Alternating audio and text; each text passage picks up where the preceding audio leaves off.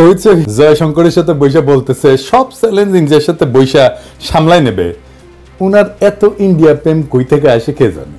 তো হচ্ছে আবার হাত দেখেন দেখেছেন, আর জয়শঙ্করের হাত দেখেন, প্রভু আর ভৃত্যের হাত। আমার আগের ভিডিও দেখেছেন এটার ব্যাখ্যা দিয়েছি, মনে আছে না? তো হিসেবে হাত দেখে মনে হচ্ছে বিগলিত হয়ে গেছে একেবারে।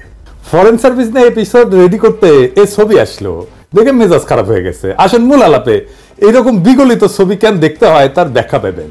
আমি ফরেন সার্ভিস বা বাংলাদেশের কূটনৈতিক সামর্থ্য নিয়ে বলছিলাম যে এই সার্ভিসের একটা সংস্কার দরকার, এই ফরেন সার্ভিস রিফর্ম দরকার। এই পর্যন্ত শুনে অনেকের মনে করতে পারেন এইটা তো আমার দরকার নাই। হ্যাঁ জি না ভাই, এটা আমাদের খুব দরকার। আপনি শান্তি মতো মর্যাদার সাথে প্রবাসে আয় উপার্জন করতে পারবেন কিনা থেকে শুরু করিয়া ইন্ডিয়া আমাদের দেশে আবার তালুকদারি করতে আসবে কিনা সবকিছু নির্ভর করে আমার ফরেন সার্ভিসের দক্ষতার উপরে। তাই এর সংস্কার আমাদের জন্য খুবই জরুরি। আমাদের দেশের প্রত্যেকটা খাত নিয়ে আমাদের জানা লাগবে। আপনার আমার টাকা কেন কোথায় খরচা হয়, কেমনে খরচা হইতেছে, কিভাবে খরচা হইতেছে সেটা জানার আপনার পূর্ণ অধিকার আছে। আপনার কাছে যারা ভোট সেবার আসবে তাদের থেকে বেশি জানা লাগবে আপনার, কারণ আপনি তাদের মালিক, ওরা আপনার চাকর। আপনি তাদের শেখাবেন দেশ কেমনে চালাইতে হয়, আপনার জানা লাগবে, কারণ দেশের মালিক আপনি। রাজনীতিবিদ আর আমলারা আপনার চাকরি করে, চাকরি। মালিকরাই তো চাকর বাকরদের বলবে কিভাবে কোন কাজটা করতে হবে, কেন করতে হবে, সেটা বলবে না মালিক? আসেন আমরা বুঝে দেখি ফরেন সার্ভিস বা আমাদের পররাষ্ট্র মন্ত্রণালয়ে কি কি সংস্কার দরকার, কেন সংস্কার দরকার। প্রথমে দরকার সাংবিধানিক সংস্কার। কেন জানেন? বাংলাদেশের সংবিধানের কূটনীতি আর আন্তর্জাতিক সম্পর্ক অংশে বলা আছে বিশ্ব শান্তি প্রতিষ্ঠান নিরস্ত্রীকরণে ব্যাপক ভিত্তিক সমর্থন এবং আন্তর্জাতিক আইনের প্রতি শ্রদ্ধা ও সমর্থন। এটা কেন লেখা আছে জানেন? মানেটা কি? কেন এটা লেখা আছে? মানে কেন বিশ্ব শান্তি প্রতিষ্ঠা নিরস্ত্রীকরণ বলা হয়েছিল? এটা ছিল ওই সময় স্থায়ী যুদ্ধ চলতেছিল একটা, পুঁজিবাদী আমেরিকা আর সমাজতান্ত্রিক সোভিয়েত ইউনিয়নের দুই পক্ষই যুদ্ধাস্ত্রে তাদের ভান্ডার ভর্তি ছিল। সারা দেশের দেশগুলো দুই দেশের অধীনের বলয়ে চলে গেছে। এক দল আমেরিকার বলয়, আর এক দল সোভিয়েত ইউনিয়নের বলয়। আর এক দল ছিল যারা না ঘরকা না ঘাটকা, মানে শ্যামো রাখতে মন চায়, কুলো রাখতে চায়, তার নাম দিল জোট নিরপেক্ষ রাষ্ট্র। কিন্তু আসলে সোভিয়েত বলয়, হাঙ্গেরি সিপিবি, পন্দের আলো, দিল্লি স্টার, বাঙ্গু সুশীলদের নাগাল আর কি। ওরা যা করে তাই যায় আওয়ামী লীগের পাতে। ওই করবি সমাজতন্ত্র, কিন্তু সমাজতান্ত্রিক দুনিয়া তো টাকা নাই, তাই করবি সমাজতন্ত্র আর টাকা নিবি পুঁজিবাদী আমেরিকার কাছ থেকে। ভাত খাবি ভাতারের আর পিরিত করবি ভাসুরের লগে। এটার নাম জোট নিরপেক্ষ আন্দোলন। তো এই জোট নিরপেক্ষদের এজেন্ডা ছিল নিরস্ত্রীকরণ। কেন জানেন? কারণ আমেরিকার লগে অস্ত্র বানানিতে সোভিয়েত ইউনিয়নের পাল্লা দিতে পারতেছিল না। ওই সোভিয়েত ইউনিয়নের গোয়াত নাই সাম রাধাকৃষ্ণের নাম, তো অস্ত্র বানাবে গেলে চলবি, তাই ওই ফেও ধরিছে নিরস্ত্রীকরণের। ওটা ঢুকেছে সংবিধানের বাংলাদেশে। আপনার এটা এখন দরকার আছে। আমাদের তো এখন জাতীয় সামরিক শক্তির বৃদ্ধি দরকার। আঞ্চলিক সমস্যাগুলো বাড়তেছে। বিপ্লব পরবর্তী নতুন বাংলাদেশ গড়ে তোলার লক্ষ্যে সংবিধানের 25 অনুচ্ছেদকে আমূল পরিবর্তন করে যুগোপযোগী করতে হবে। সংবিধান সংস্কার কমিশন হয়েছিল, ওটি আলী রিয়াজ ছিলেন, আবার হাঙ্গেরে ফিরোজ ছিল। তো ক্যাঙ্কা পরামর্শ দিচ্ছে, বুঝতে পারছেন? আমি তাহলে এটা ক্যাঙ্কা চাই সেটা বলি, কেন চাই সেটা বলি। হ্যাঁ, সংবিধানের সংশোধিত অনুচ্ছেদের যেখানে বাংলাদেশের কূটনীতি এবং আন্তর্জাতিক সম্পর্ক আছে সেটা কেমন হইতে পারে, আসেন সে আলাপ করি। এটা লেখা লাগবে ইনকা করে, এটা সে পাশে আনা লিখে দেন। 1 নাম্বার, বাংলাদেশ সকল জাতির মধ্যে শান্তিপূর্ণ সহাবস্থান, পারস্পরিক সহযোগিতা এবং সার্বভৌমত্বের প্রতি শ্রদ্ধাশীল থাকবে। 2 নাম্বার, রাষ্ট্রের কূটনৈতিক নীতির মূল লক্ষ্য হবে বাংলাদেশের স্বাধীনতা, সার্বভৌমত্ব ও জাতীয় নিরাপত্তার সর্বোচ্চ সুরক্ষা নিশ্চিত করা। এই উদ্দেশ্যে কি কি কাজ করবে সেটা বলে দিতে হবে। ক, বাংলাদেশ তার জাতীয় প্রতিরক্ষা এবং সামরিক শক্তিকে উন্নত করে সম্প্রসারিত করার অধিকার সংরক্ষণ করবে, যাতে আভ্যন্তরীণ এবং বাহ্যিক যে কোনো হুমকি মোকাবেলা করা সম্ভব হয়। খ, বাংলাদেশ আঞ্চলিক নিরাপত্তা এবং প্রতিরক্ষা সহযোগিতার মাধ্যমে সমসাময়িক ভূ রাজনৈতিক চ্যালেঞ্জ মোকাবেলার জন্য সক্রিয় ভূমিকা পালন করবে। আন্তর্জাতিক আইন এবং কূটনৈতিক নীতির প্রতি শ্রদ্ধা রেখে বাংলাদেশ তার কৌশলগত অবস্থানকে শক্তিশালী করবে। গ, বাংলাদেশ কোনো পরাশক্তির আধিপত্যবাদী রাজনীতির যন্ত্র বা বলয়ে পরিণত হবে না, তবে রাষ্ট্রীয় স্বার্থের সুরক্ষায় কৌশলগত অংশীদারিত্ব গড়ে তুলতে পারবে। ঘ, বাংলাদেশ নিরস্ত্রীকরণ এবং বিশ্বশান্তির ধারণাকে সমর্থন করবে, তবে এটি জাতীয় নিরাপত্তা ও প্রতিরক্ষা সক্ষমতার সীমাবদ্ধতার কারণ হতে পারবে না। বাংলাদেশ দক্ষিণ এশিয়ার একটি ভারসাম্যপূর্ণ এবং ন্যায়সঙ্গত শক্তি কাঠামো গঠনে ভূমিকা রাখবে, যাতে আঞ্চলিক নিরাপত্তা, অর্থনৈতিক উন্নয়ন এবং কৌশলগত স্থিতিশীলতা নিশ্চিত করা যায়। তো এই যে পরিবর্তনের কথা বললাম, এটা আসলে কি কারণে, এটা একটু বুঝে দেখি। হ্যাঁ, 1 নম্বর কারণ হইতেছে যে নিরস্ত্রীকরণকে একপাক্ষিক আদর্শবাদ থেকে বের করে বাস্তববাদী জাতীয় নিরাপত্তার দৃষ্টিভঙ্গিতে রূপান্তর করার দরকার আছে। 2 নম্বর, বাংলাদেশের সামরিক শক্তি এবং প্রতিরক্ষা উন্নয়নের গুরুত্বকে স্বীকৃতি দেওয়া হয়েছে। 3 নম্বর, আঞ্চলিক কৌশলগত সহযোগিতা এবং শক্তি ভারসাম্যের উপরে গুরুত্ব আরোপ করা হয়েছে। 4 নম্বর, পরাশক্তির বলয়ের বাইরে থাকলেও কৌশলগত এবং অংশীদারিত্বের প্রয়োজনীয়তা স্বীকৃত হয়েছে। 5 নম্বর, দক্ষিণ এশিয়ায় বাংলাদেশের ভূ রাজনৈতিক অবস্থানকে শক্তিশালী করার দৃষ্টিভঙ্গি দেওয়া হয়েছে।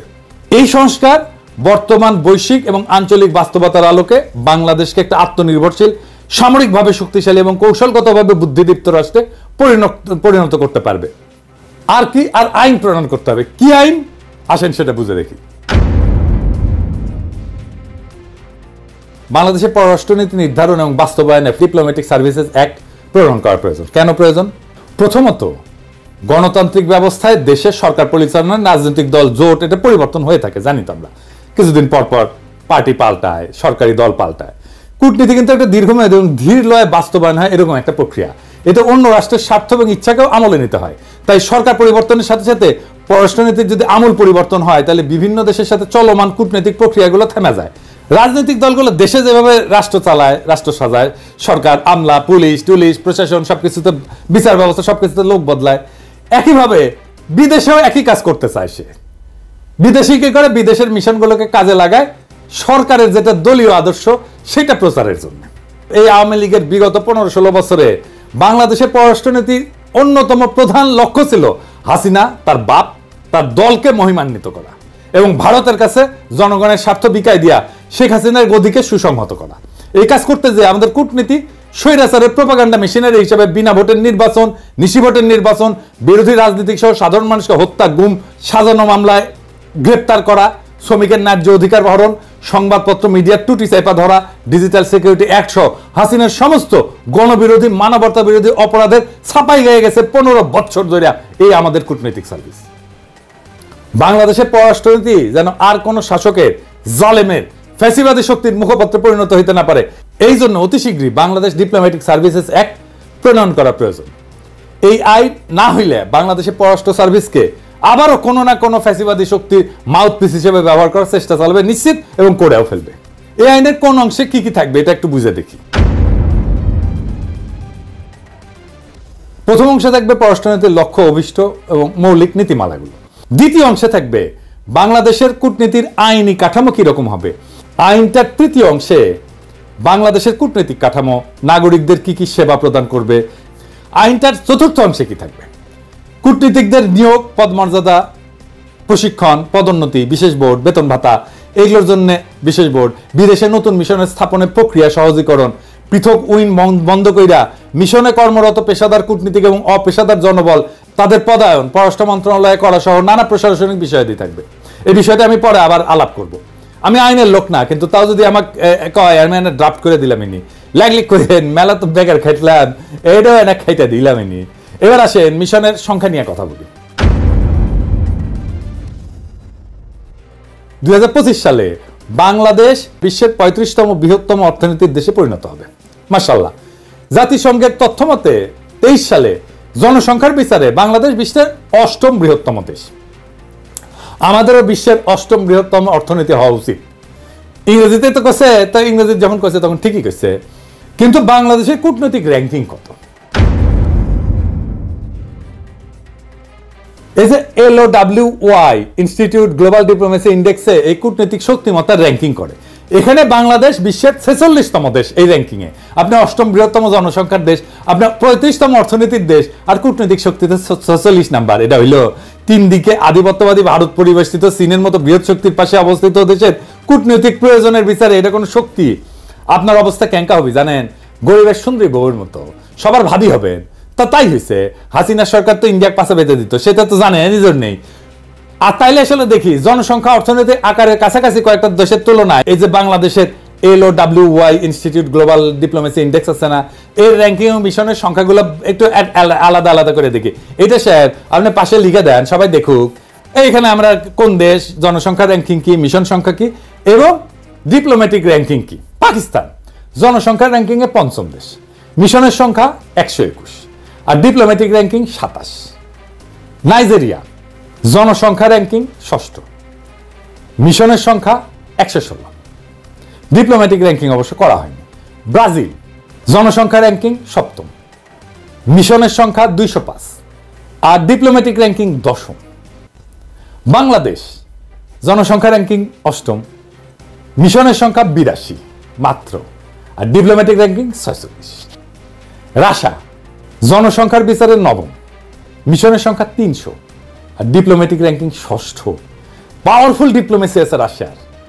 মেক্সিকো জনসংখ্যা র্যাঙ্কিং দশম, মিশনের সংখ্যা 150, ডিপ্লোম্যাটিক র্যাঙ্কিং 14তম।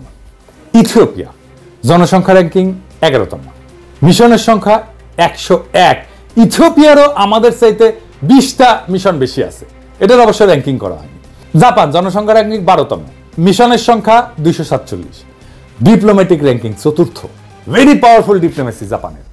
এবার দেখি অর্থনীতির আকার অনুসারে র্যাঙ্কিং কেমন। ধরেন থাইল্যান্ড অর্থনীতির আকারে র্যাঙ্কিং হইতেছে 30তম, মিশনের সংখ্যা 112 আর ডিপ্লোম্যাটিক র্যাঙ্কিং 39তম। ফিলিপাইন অর্থনীতির আকার 31তম, মিশনের সংখ্যা 109টা আর ডিপ্লোম্যাটিক র্যাঙ্কিং 40তম। ভিয়েতনাম অর্থনীতির আকার 32তম, মিশনের সংখ্যা 102 আর ডিপ্লোম্যাটিক র্যাঙ্কিং 40তম। নরওয়ে অর্থনীতির আকার 33তম, মিশনের সংখ্যা 100, ডিপ্লোম্যাটিক র্যাঙ্কিং 42তম। মালয়েশিয়া অর্থনীতির আকার 34তম, মিশনের সংখ্যা 110, ডিপ্লোম্যাটিক র্যাঙ্কিং 35তম। আর বাংলাদেশ 35তম অর্থনীতি, মিশনের সংখ্যা 82 আর ডিপ্লোম্যাটিক র্যাঙ্কিং 46তম। ইরান অর্থনীতির আকার 36, আমাদের খুবই কাছাকাছি, মিশনের সংখ্যা 125, এটার অবশ্য র্যাঙ্কিং করা হয়নি ডিপ্লোম্যাটিক র্যাঙ্কিং। ডেনমার্ক অর্থনীতির আকার 37তম, মিশনের সংখ্যা 100 আর ডিপ্লোম্যাটিক র্যাঙ্কিং 43তম। এবার আসেন প্রতিবেশী দেশগুলোর সাথে আর একটু তুলনা করি, মানে জনসংখ্যার বিচারে অর্থনীতির আকার, জিডিপির আকারে অর্থনীতি, জিডিপির আন্তর্জাতিক বাণিজ্য নির্ভরতা 2021 সালের ডেটা অনুসারে, প্রবাসী নাগরিকের সংখ্যা, মিশন সংখ্যা। পাকিস্তান মোট জনসংখ্যা 24 কোটি, অর্থনৈতিক আকার জিডিপি 292 বিলিয়ন মার্কিন ডলার আর জিডিপির আন্তর্জাতিক বাণিজ্য নির্ভরতা 25.8%। প্রবাসী নাগরিকের সংখ্যা 76 লক্ষ, মিশন সংখ্যা 121, আমরা আগে দেখছি।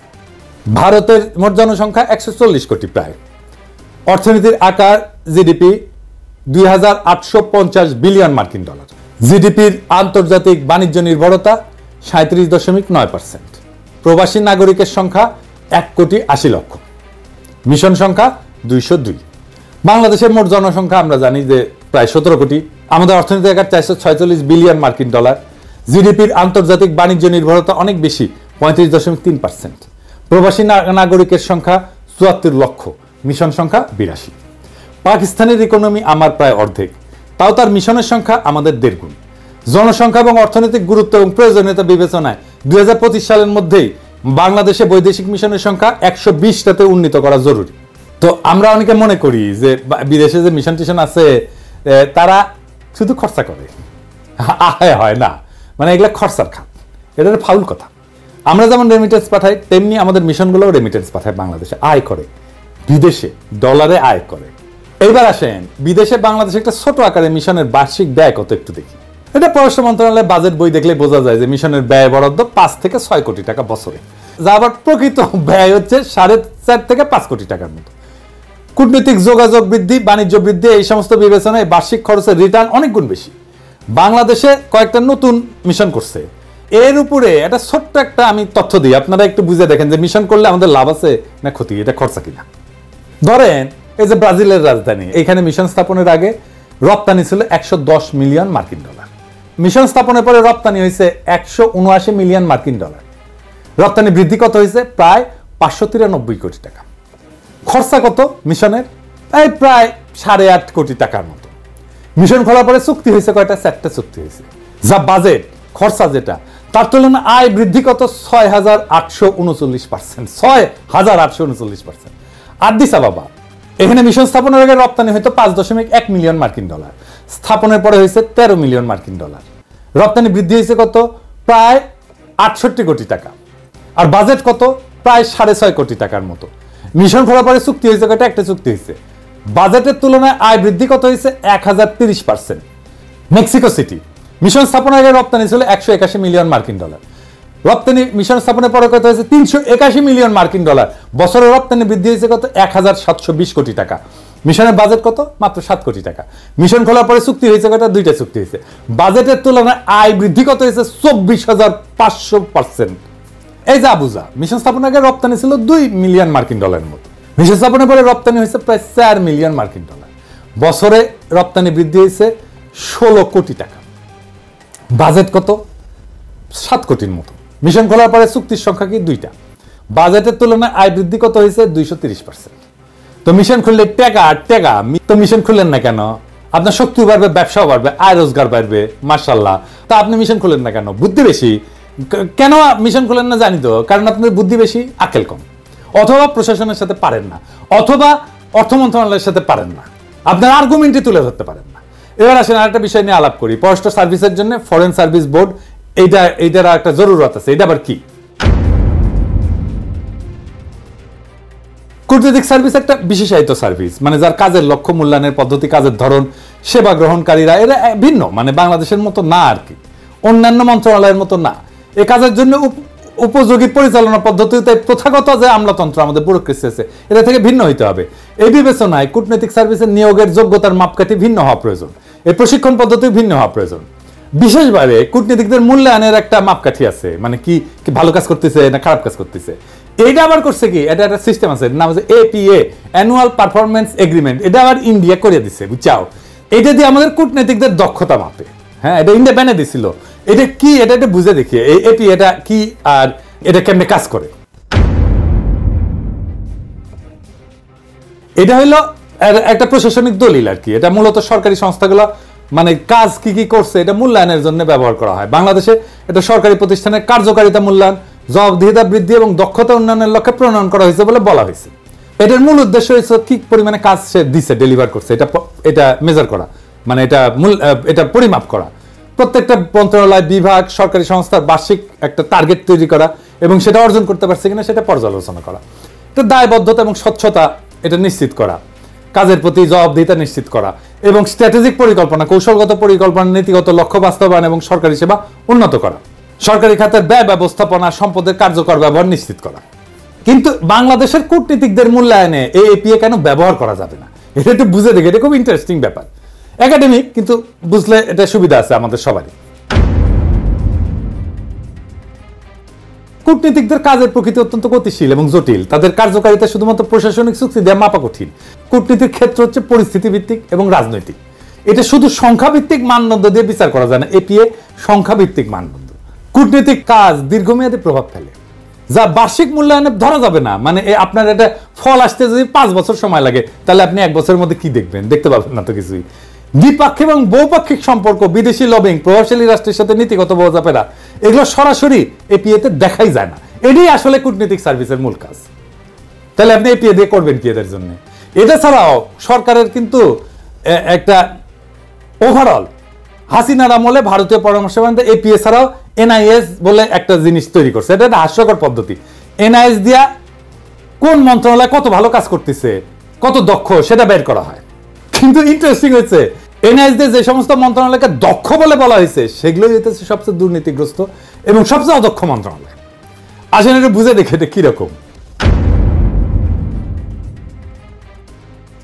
বাস্তবে যে সমস্ত মন্ত্রণালয় সবচেয়ে দুর্নীতিগ্রস্ত এবং অদক্ষ, তারাই এই যে মূল্যায়ন পদ্ধতি, এই যে NIS আর APA বললাম, এতে শ্রেষ্ঠ মন্ত্রণালয় হিসেবে স্বীকৃতি পাইছে। এটাতে কৃত্রিমভাবে সাজানো রিপোর্টের মাধ্যমে প্রশাসনকে দক্ষ এবং দুর্নীতিমুক্ত দেখানোর চেষ্টা করা হয়। বাস্তবে জনগণের সেবা নিশ্চিত করতে এই পদ্ধতিগুলা কোনো কার্যকর পরিবর্তন আনতে পারেনি। দুর্নীতির জন্য কুখ্যাত মন্ত্রণালয়গুলো বারবার শ্রেষ্ঠত্বের পুরস্কার পেয়েছে। আমি উদাহরণ দিই, সড়ক পরিবহন সেতু মন্ত্রণালয়, মানে যেটা ও কাউ যে কাউয়া কাউয়া হয়েছে, কাউয়া আসছে, কাউয়া এটা কাউয়ার সাউন্ড দেন অনেকদিন পরে, জোরে দেন, আরো জোরে আরো জোরে, হচ্ছে। হ্যাঁ, তো এইখানে তারা কিভাবে কাজ করছে, কি দুর্নীতি করছে আমরা তো জানি। আর কি গৃহায়ন এবং গণপূর্ত মন্ত্রণালয়, হ্যাঁ, সরকারি ভবন নির্মাণ উন্নয়নে, এটা সাধারণ ঘটনা তো দুর্নীতিতে। শিক্ষা মন্ত্রণালয়, যেখানে প্রস্তভাস, নিয়োগে দুর্নীতি এবং শিক্ষা খাতের মানের যে অবনতি ঘটছে, সেটা তো এই শিক্ষা মন্ত্রণালয় দীপুমণি করছে, তাই না? সেটা নাকি বেস্ট পারফর্মিং মন্ত্রণালয়। তাহলে চিন্তা কর, স্বাস্থ্য মন্ত্রণালয় কি হয়েছে এটা তো আমরা জানি, এখনো স্বাস্থ্য মন্ত্রণালয় সেইটা জন্য ধুকতেছে। এই এপিআর এনআইএস এটা জনগণের সাথে প্রতারণা করে এক ধরনের ব্র্যান্ডিং টুল। এটা ব্যর্থ, অপ্রাসঙ্গিক। প্রকৃত জবাবদিহিতা, সুশাসন এবং দুর্নীতির বিরুদ্ধে কঠোর ব্যবস্থা নেওয়ার জন্য নতুন কার্যকর বাস্তবসম্মত মূল্যায়ন পদ্ধতি দরকার। আপনারাই বলেন যে সড়ক, গণপূর্ত, স্বাস্থ্য, শিক্ষা যদি সেরা মন্ত্রণালয়ের সার্টিফিকেট পায়, তাহলে ইন্ডিয়া আমাদের কেমন চাপা ম্যাট দিতেছিল তাদের একটা সিস্টেম করে দিয়া। এনআইএস আর এপিআই কিন্তু ইন্ডিয়া করে দিছে, বুঝছেন? আমাদের ব্যুরোক্রেসিও তারা এইভাবে খোড়া করে দিছিল। কূটনীতিকদের পদোন্নতি এই সমস্ত মূল্যায়নের নিরীক্ষা হওয়া উচিত না। সবচেয়ে ভয়ানক যে জুলুম হাসিনা সরকার পররাষ্ট্র সার্ভিসের সাথে করছে, তা হলো নিষেধাজ্ঞার ভোটের কারিগর অ্যাডমিন ক্যাডারদের অধীনে পররাষ্ট্র সার্ভিসের পদোন্নতির ব্যবস্থা করে দিছে।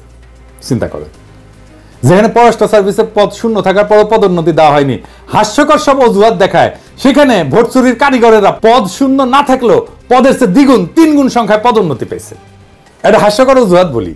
অ্যাডমিন ক্যাডারের একই ব্যাচের অফিসারদের পদোন্নতি হয়নি বলে পররাষ্ট্র ক্যাডারের পদ শূন্য থাকলেও তাদেরকে পদোন্নতি দেওয়া হয়নি 2-3 বছর ধরে। আমি আগের এপিসোডে এই কথা বলছিলাম।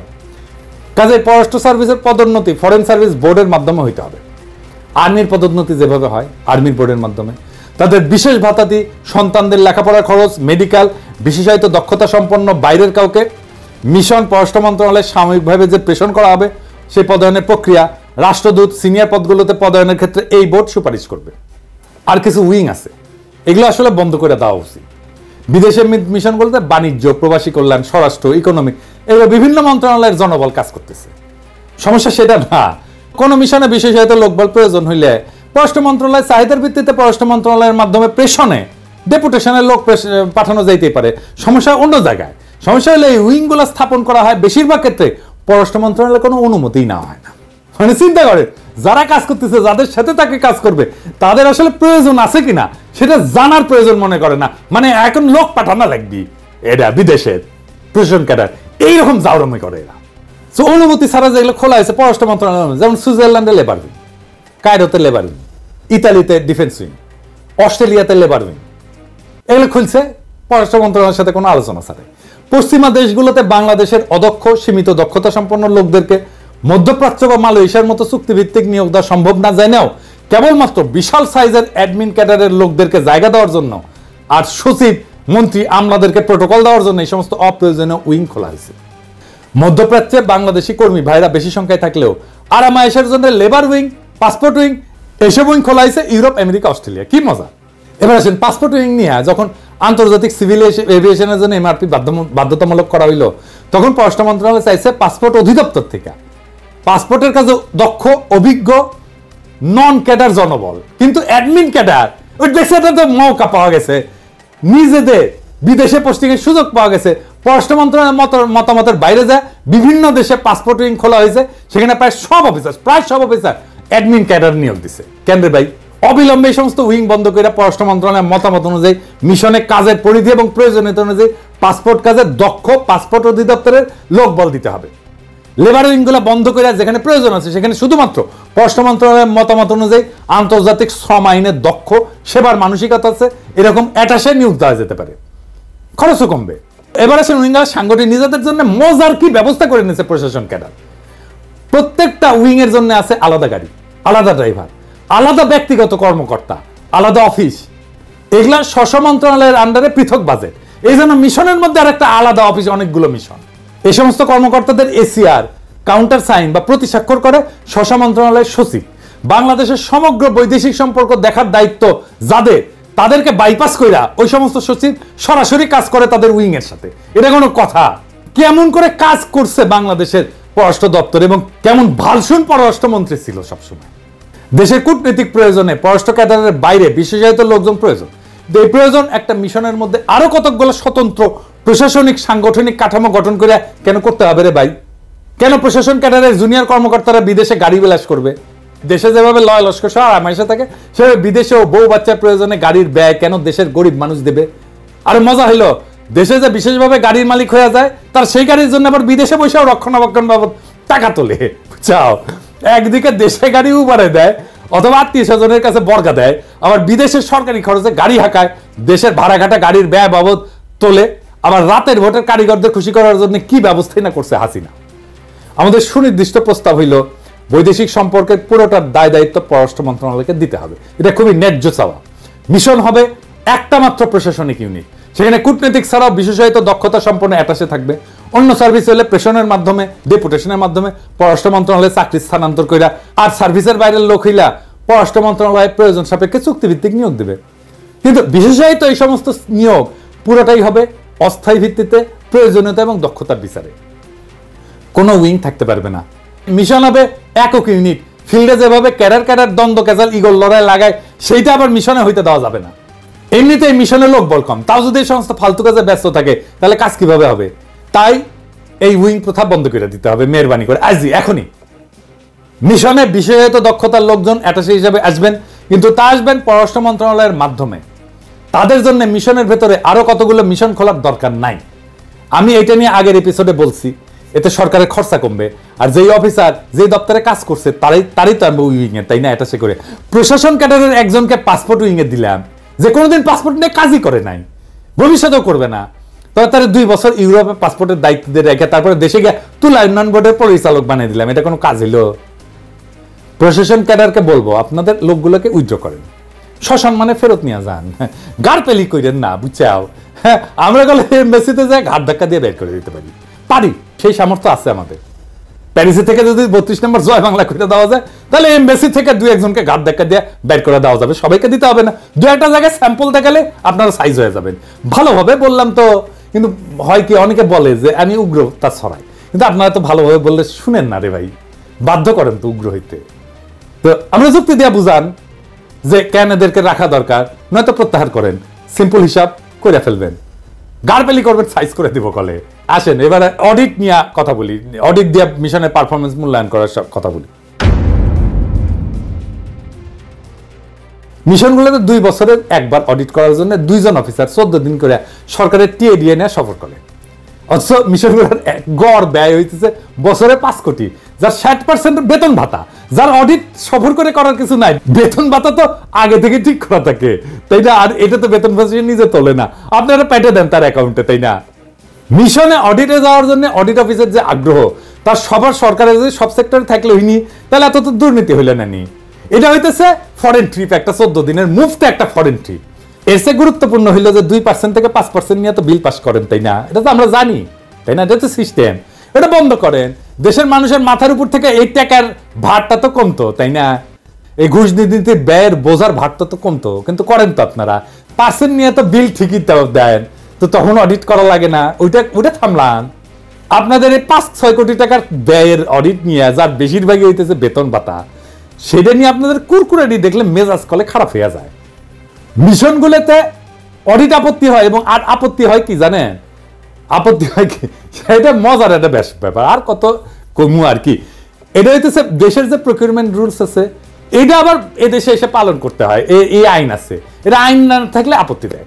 আমি তো ফ্রান্সে থাকি, ফ্রান্সে কোনো পণ্য সেবা এটা কেনার জন্য কোটেশন আনতে হলে টাকা দিতে হয়, আবার কোটেশন না থাকলে অডিটে আপত্তি করতে হয়। তো মিশন কই যাবে? এটা বাংলাদেশের মতো না চাইলে কোটেশন দিয়ে দিবে, তা তো না, টাকা দিবেন কোটেশন দিবে, তো মিশন যাবে কই?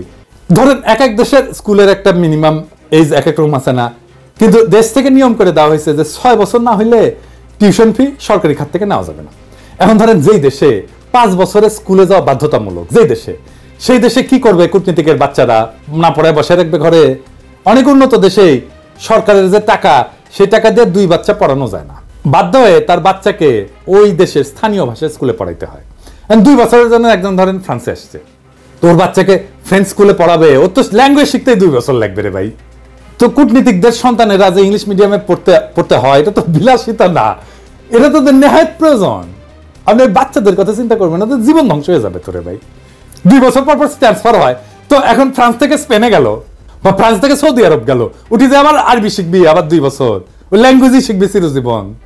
মানে আমি কই না যে আমাদের ব্যুরোক্রেটরা, আমলারা, এদের মাথাত কি আছে আমি জানি না, কিন্তু এদের হৃদয় নাই। হৃদয় দিয়ে প্রবলেম বুঝে। আমি যে কথাগুলো কইলাম এটা শুনছেন তো, এই কথাগুলোর মধ্যে কোনোটা অন্যায্য কথা আছে, বেইনসাফি কথা আছে? আর কি মিশনের পারফরমেন্স মূল্যায়নের সুনির্দিষ্ট মানদণ্ড করা জরুরি। এটা না হলে জাতিসংঘ মিশন, লন্ডন মিশন, ওয়াশিংটন সহ যে সমস্ত মিশন সবসময় লাইমলাইটে থাকে, শুধু সেগুলোকে ভালো মিশন বিবেচনা করার প্রথা বন্ধ হবে না তো। আর এসব লাইমলাইটে থাকা মিশনগুলো যাওয়ার জন্য তদবিরও বন্ধ হবে না। আর একটা কি, বিভিন্নমুখী যে সহযোগিতার খাত, এটা প্রকৃত অর্থে সম্প্রসারণ করা প্রয়োজন। কূটনীতির মোদ্দা কথা হইল স্ট্র্যাটেজিক এনগেজমেন্ট। বাংলাদেশের পররাষ্ট্রনীতিকে ভারতমুখিতার বাইরে নিতে হইলে সবার আগে প্রয়োজন সব গুরুত্বপূর্ণ দেশের সাথে বহুমুখী এনগেজমেন্ট, বহুমুখী সম্পর্ক। অর্থনীতির বিভিন্ন ক্ষেত্রে, শিল্প, সংস্কৃতি সহ সম্ভাব্য সকল ক্ষেত্রে সরকার টু সরকার engagement, people to people engagement, বিভিন্ন বেসরকারি প্রতিষ্ঠানের এনগেজমেন্ট, এইগুলো করতে হবে। তাহলে বিপ্লব পরবর্তী নতুন বাংলাদেশের জন্য উপযুক্ত পররাষ্ট্রনীতি বাস্তবায়ন সম্ভব হবে। বিভিন্ন শক্তি কেন্দ্রের সাথে বহুমুখী সম্পর্কে এনগেজমেন্ট বাড়লেই বাংলাদেশের উপর থেকে ভারতীয় আধিপত্য খতম হবে। আর কোনোদিন হাসিনার মতো কোন সরকার বাংলাদেশকে ভারতের গোলামে পরিণত করতে পারবে না। প্রধান উপদেষ্টা এবং পররাষ্ট্র উপদেষ্টা এগুলো অতি দ্রুত বুঝলে ভালো। তো আমরা তো অনেক কিছু বললাম, বিশ্লেষণ করলাম, সমস্যাগুলো দেখাইলাম, সমাধান দিকগুলো তুলে ধরলাম, কিন্তু কথা শুধু বোঝার মধ্যে থেমে থাকলে তো হবে না, কিছু বদলাবে না। সত্যিকারের পরিবর্তন আসে যখন আমরা সচেতন হই, সক্রিয় হয়ে দায়িত্ব নিয়ে কাজ করি। আপনার, আমাদের প্রত্যেকের ভূমিকা আছে। এই দেশ তো আমাদেরই, তাই না? এই রাষ্ট্র আমাদের, এর ভবিষ্যৎও আমাদের। কেবল অভিযোগ করে থেমে থাকলে তো কিছু বদলাবে না। আমাদের জানতে হবে, বুঝতে হবে, প্রশ্ন করতে হবে, আর প্রয়োজনে দৃঢ়ভাবে দাবি তুলতে হবে। একটা শক্তিশালী পররাষ্ট্রনীতি, দক্ষ কূটনৈতিক সার্ভিস আর ন্যায়ভিত্তিক প্রশাসন গড়ে তোলার লড়াই শুধু কোনো একক ব্যক্তির দায়িত্ব না, এটা পুরো জাতির সংগ্রাম। এই জন্যে আমরা এই সংগ্রামের পথে নামছি এবং সবাইকে বুঝাই। আসেন সবাই মিলে একটা আত্মনির্ভরশীল, সম্মানজনক, শক্তিশালী বাংলাদেশ গড়ে তুলি। ইনকিলাব জিন্দাবাদ।